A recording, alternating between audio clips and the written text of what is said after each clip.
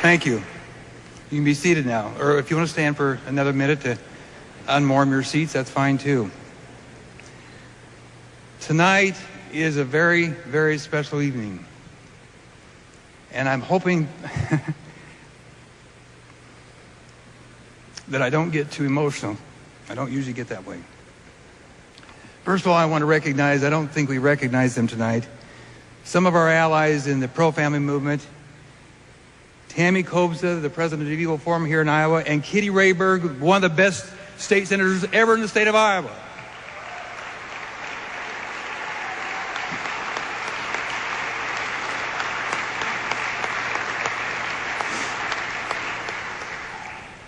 Phyllis Schlafly is indeed a conservative icon. No one, but no one, singly deserves more credit than this woman in birthing the modern conservative movement. She was there when no one was there on the right. She was fighting the battle when the Republican Party was dominated by the Nelson, Rockefeller, Gerald Ford wings of the party.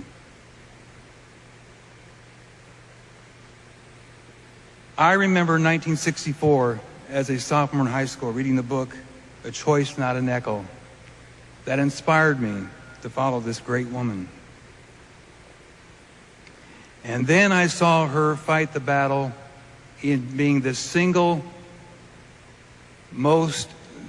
reason why we got pro-life language in the first Republican national platform.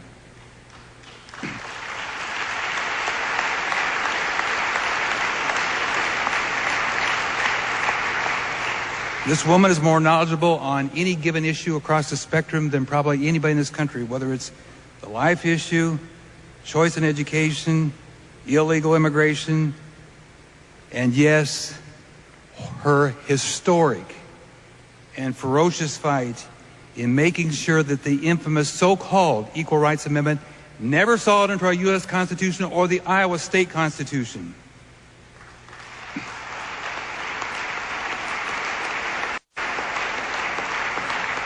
She fought the battle not only once but twice against the ERA here in Iowa.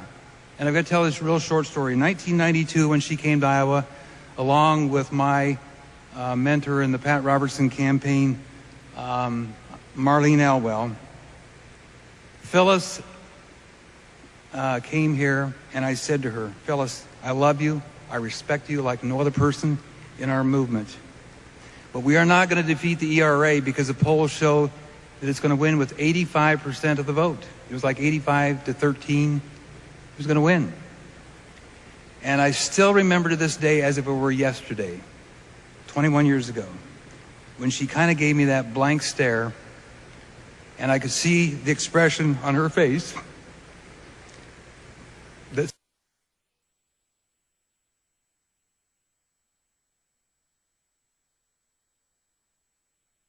platform committee.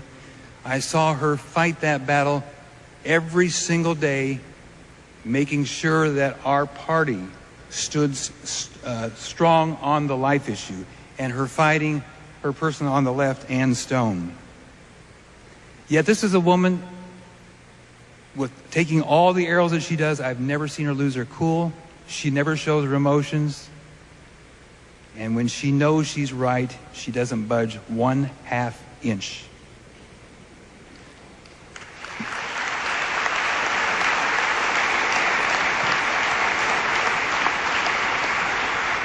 Every year we award our Friend of the Family Award, and I can't think of anybody more deserving, whether it's in Iowa or the country or the entire world, that deserves our support, our thanks, because if it wasn't for this woman, you and I wouldn't be here tonight.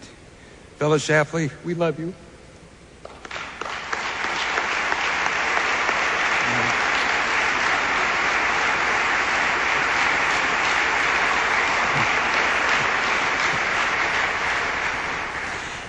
I share Steve's deep affection for Phyllis, and I will tell you that I first began to realize who Phyllis was as I was reading some of those documents I would send off for. And as I'd read down through this subversive material, I wouldn't look to see who wrote the article. I'd just see the headline, caught my attention. I'd read it. I'd get to the bottom and think, who had that clarity of thought? Who had that succinct utilization of language? I'd go back up to the top, Phyllis Schlafly, over and over and over again. It didn't take me very long to start paying attention to who Phyllis Schlafly is. But I want to give you a little piece that I didn't know until I looked back and I thought I better look up her bio. And now that I know that, it doesn't surprise me that much. During the Second World War, Phyllis Schlafly was a ballistics gunner and technician during the Second World War. Now,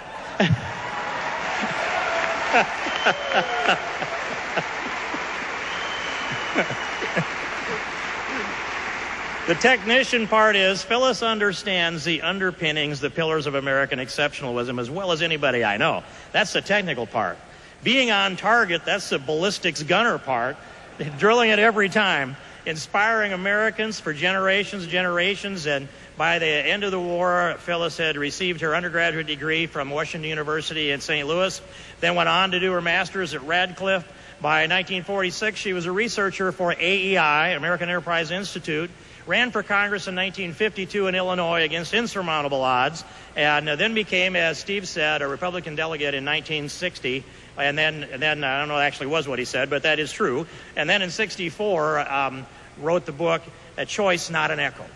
And that helped bring clarity to the conservative thought, and it was behind the Goldwater movement, of which Phyllis was a delegate for. And then on into the 70s, when the women's movement decided that they were going to push the Equal Rights Amendment, and after 28 states had ratified, of 38, Phyllis Schlafly stood up and essentially alone defeated the ERA. And there's one little quote that we have to have a little flavor of this unique American iconic personality. If there's one little quote that I would add to this, it would be this on feminists. Phyllis Schlafly: men should stop treating feminists, not women, but feminists, like ladies, and instead treat them like the men they say they want to be. Okay.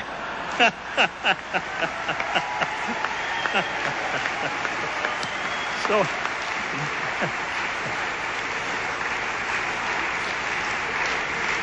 we are, ladies and gentlemen, living history, and I get to meet a lot of smart people in the world.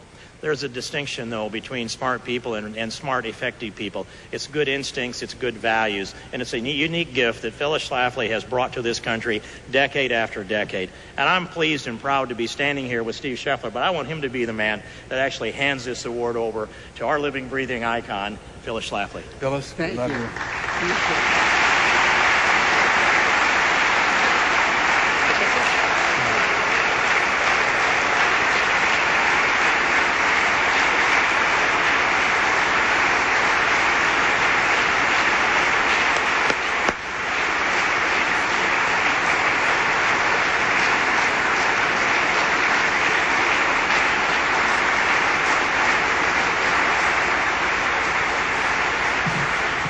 Thank you very much, Iowa friends, and thank you, Steve Scheffler and Steve King, two of the most effective activists for the conservative cause in the United States.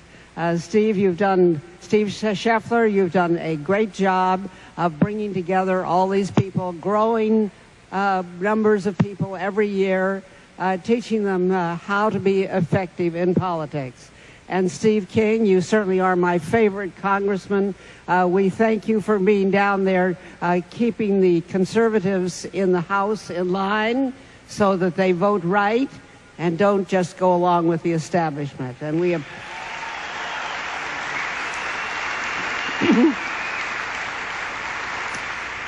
we've had so many good speakers tonight. I appreciate all the kind words that were said by the governor, by Mike Lee. We're looking forward to hearing from Sarah Palin. I appreciate our Eagle Forum Iowa State President, Tammy Kozma, being with us tonight, and the guy to whom we gave our annual Eagle Award from Eagle Forum in Iowa, Sam Clovis. And We all also thank Ralph Reed for all he's done for the conservative movement and for being here tonight. Thank you, Ralph. Now, I guess I'm known mostly for defeating the Equal Rights Amendment, but I don't need to tell you what's wrong with ERA, because the Equal Rights Amendment was on the ballot in Iowa twice, in 1980 and 1992, and you all defeated it. So you already know how bad it is. But what I would like to tell you is that I think the real lesson of our campaign against and defeat of ERA was that we showed that a little group of grassrooters can take on the whole establishment and beat them all. And that's what we did.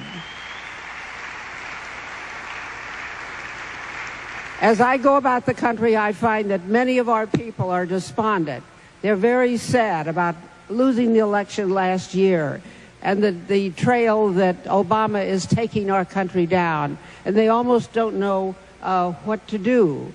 And it's kind of like it was after 1964, when we had that devastating defeat of Goldwater and victory of Lyndon Johnson. And then we had Nixon after that.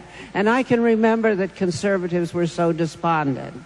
It's the same way it is today. But I want to tell you how, when we took on the ERA fight, we were taking on the whole establishment. And I want to encourage you to know that you can do it again. At a little group in my kitchen, in our house on the bluffs of the Mississippi River, took them on and beat them all.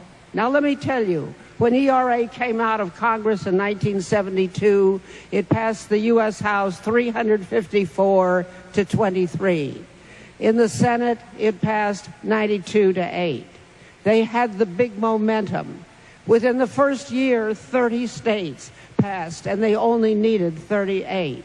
They had a head start. It had a good name. Who could be against equal rights? Everybody who was anybody was for ERA, from Ted Kennedy to George Wallace. You couldn't name any important person who wasn't for ERA. It was in the Democratic National Platform. It was in the Republican National Platform. Everybody said it was impossible to stop it. Out of the entire U.S. Senate, there was only one senator who was willing to say a good word for us, Watergate Senator Sam Ervin. In the U.S. House, there were only 3 who dared to say a good word for us: Henry Hyde, George Hansen, and Bob Dornan. Nobody else would say anything. All the women's magazines were for it. 30 of them went together in a consortium to demand that ERA be immediately passed. All the women's organizations were for it. Oh, and Hollywood was for it. Alan Alda came repeatedly to our Illinois legislature to tell the legislators to hurry up and pass ERA. They had 99% of the media. Out of the whole country, there were only 2 newspapers who ever said a good word for us. They were the St. Louis Globe-Democrat, now defunct, and the Tampa Tribune. No other paper spoke up for us. There wasn't a single governor out of all 50 states who was for us. And 2 governors actually protested and marched against us, the governors of North Carolina and Florida. They had 3 presidents on their side. They had Richard Nixon, Gerald Ford, and Jimmy Carter. During Jimmy Carter's regime, they ran the ERA campaign out of the White House. You know, in the White House, they had something called the Situation Room or the War Room. That's where they were all supposed to go if Khrushchev dropped the bomb, and they'd go in that room to decide, what do we do now? Well, they ran the ERA campaign out of that room in the White House, and they invited wavering legislators to come for a visit to the White House. They had 3 first ladies on their side. They had Betty Ford, Rosalind Carter, and Lady Bird Johnson. And they were giving interviews all the time. And there was the conservative movement wasn't even for us. The chief vehicle of conservatism in those years was National Review. In 10 years, National Review never wrote one single article about the Equal Rights Amendment. There was no Rush Limbaugh talking about the feminazis. There was no Fox News saying we need fair and balanced news. There was no internet. The only thing we had was, of course, the telephone and the Phyllis Schlafly report. And our campaign started with the first one in February 1972 called What's Wrong with Equal Rights for Women? And over the 10 years of the fight, I probably wrote 100 different issues of the newsletter describing various bad effects of it. The media were not fair to us. Everything that was on was very much loaded against us. The only place we got a fair break was in the hearings before the state legislatures. And I traveled around and spoke at 41 of those state legislative hearings. And the state legislators, most of them were pretty decent persons, and they kind of thought you ought to hear from both sides if you were going to discuss this. So we laid out our plan, and I chose the battleground we fight on, which was the legal rights that women would lose if this amendment went into the Constitution. And for example, the classic discriminatory law was the draft law. And remember, we were still fighting the unpopular Vietnam War when it came out of Congress. And the draft law says male citizens of age 18 must register.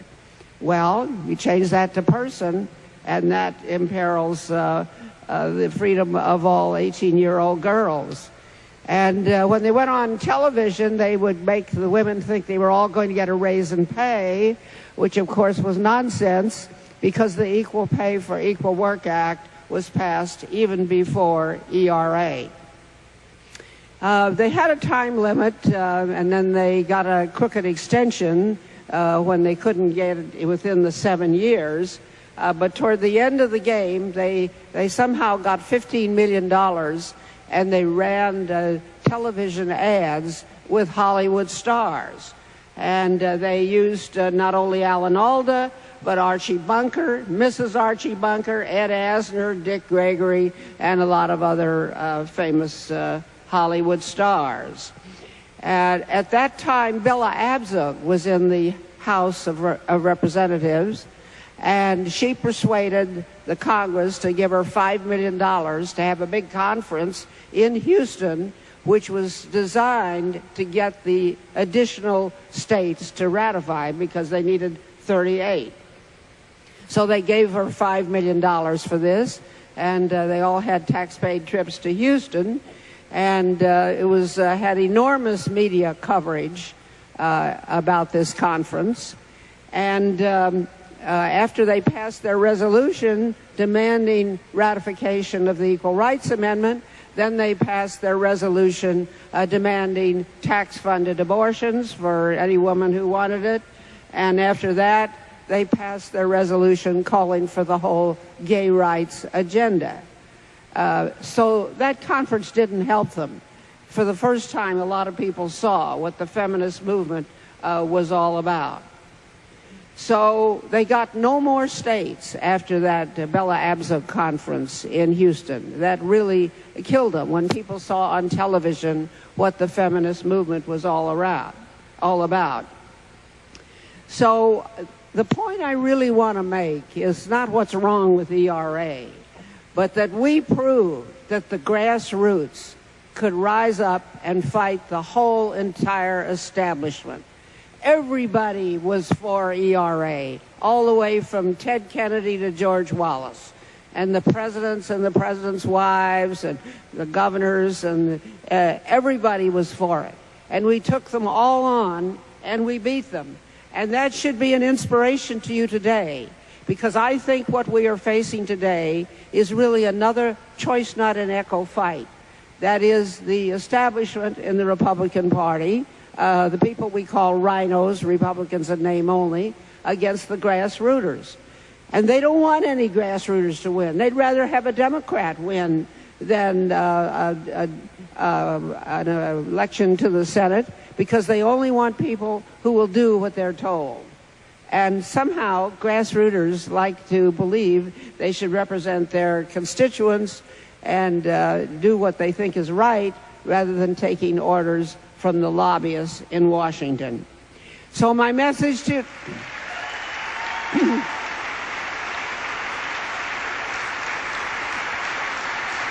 So my message to you here is be of good heart.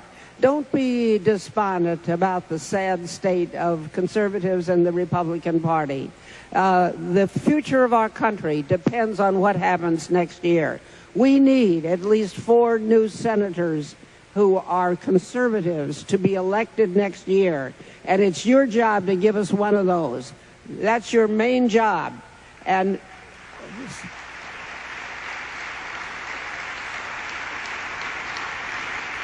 I will be carrying that message elsewhere, because we have to realize that elections do have consequences, and we can't live with the consequences of last year. We've got to have the right result next year and make sure we do. But I just give you this illustration of what the grassroots can do against all the power and money in the country. You can do it, and we need you. We need Iowa to send us the right senators to Congress, and we need your support all up and down the line when you have your caucuses preceding the next presidential election.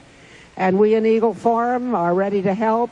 As we say in Eagle Forum, those who wait upon the Lord will rise up with wings like eagles, and they will run and not be weary. And don't you dare be weary, because we need every one of you through next year.